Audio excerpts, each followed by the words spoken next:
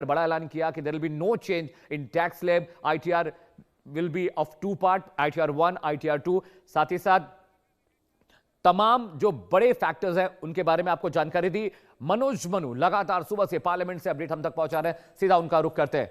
Manu ji, over to you.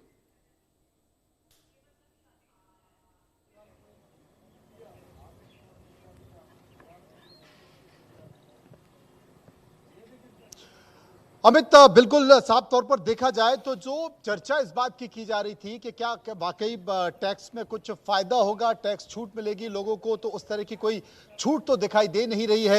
Income tax slab में कोई बदलाव नहीं किया गया है, लेकिन कुछ कुछ ऐसी है, जैसे उदाहरण के तौर पर अगर आपका एक्सीडेंट हो जाता है तो एक्सीडेंट में जो आपको मुआवजा मिलता है, जो आपको जो पैसा मिलता है, उसमें कोई टैक्स नहीं लगेगा। इसके साथ साथ सरकार ने अगर देखा जाए तो जो इंफ्रास्ट्रक्चर है उसी पर फोकस रखा है।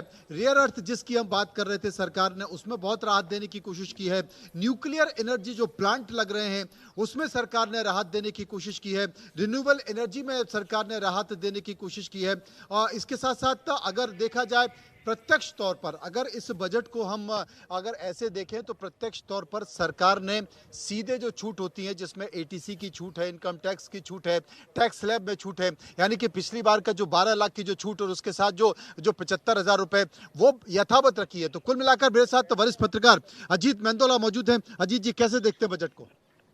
मनु जी, बजट मिला जुला बजट कहेंगे। हाँ। अभी इस बजट को अभी अभी बजट पेश हुआ है, इसको लेकर अभी अध्ययन किया जाएगा, तमाम चीजें होंगी। लेकिन अगर एकदम से अगर आप मेरे से पूछें कि आम आदमी क्या इस बजट को समझ पाए, क्या खुश होगा, आम आदमी के लिए कुछ है, तो अभी ऐसा इसमें आम आदमी के लिए कुछ नहीं दिख रहा है। कुछ घोषणाएं हुई हैं, वो घोषणाएं जिनका दूरगामी असर आएगा, दूरगामी जिसे कहते हैं परिणाम निकलेगा। लेकिन तात्कालिक अगर आप कहें कि साहब क्या लाभ हो रहा है किसी को, आम किसानों की भी उम्मीद थी कि कुछ अलग तरीके से हटके होगा। वो चाहते थे जो सरकार उनको एक राशि देती है उसको दुगनी की जाए, 6,000 रुपये मिलता था साल भर का, उसको दुगना किया जाए। और जो किसानों का जो न्यूनतम समर्थन मूल्य वाला जो मामला है उसको लेकर भी कुछ विशेष इसमें दिख नहीं रहा है।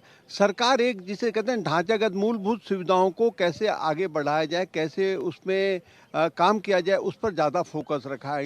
रजत मिश्रा मेरे साथ इस वक्त बने हुए। रजत मिश्रा अर्थशास्त्री हैं, मैं उनके पास चलूंगा। रजत जी, आप कैसे देखते हैं बजट को? क्योंकि जो बाजार की स्थिति है, बाजार कहीं ना कहीं नीचे है, बाजार टूटा है और सोने के भाव जो मार्केट में देखे जा रहे हैं वो गिर गए हैं, चांदी के भाव गिर गए हैं। बाजार को देखकर, बाजार की जो स्थिति है उसको देखकर आप इस बजट को कैसे मानते हैं?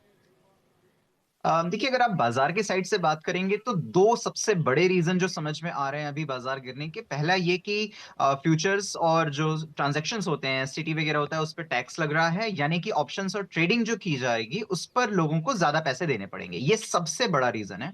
और दूसरा एक मेजर रीजन समझ में मुझे आ रहा है, वो ये है कि जो आम जनता है उसकी परचेजिंग पावर बढ़ाने की कोशिश इसमें नहीं की गई है। कंपनियों को डिस्काउंट दिया गया है, कंपनियों को छूट दी गई है, उनको टैक्स हॉलिडेज दिए गए हैं, एमएसएमईज पे फोकस किया गया है, जो आगे आने वाले कुछ सालों में जिसका रिजल्ट दिख सकता है।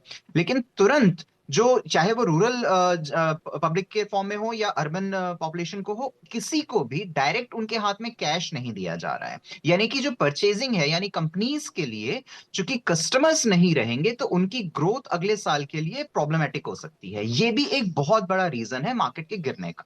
अगर आप ओवरऑल सेंस में लेंगे तो जैसे आईटी है, आईटी के लिए काफी अच्छी चीजें डाली गई हैं। आईटीएस को पूरा ओवरऑल एक सेक्टर लिया गया है, सेफ हार्बर रिड्यूस किया गया है, 15% से 14% किया गया है, यानी कि उनपे जो टैक्स लगेगा इवेंचुअली वो कम होगा। लेकिन ये धीरे धीरे आगे आने वाली चीजें देखने की है।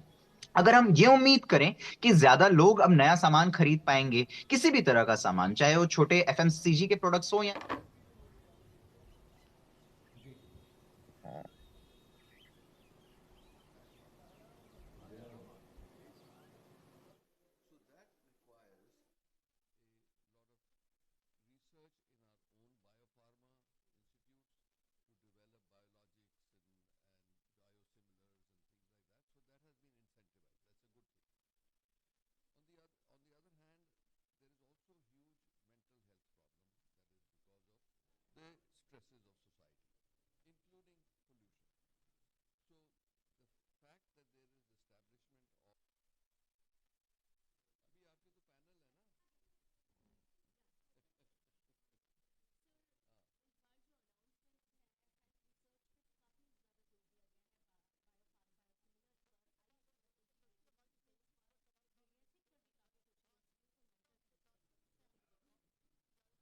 राम जी को छोड़ दिया जाए तो बाकी स्थिति में कृषि क्षेत्र को लेकर इस बजट में किसान कैसे देखते हैं?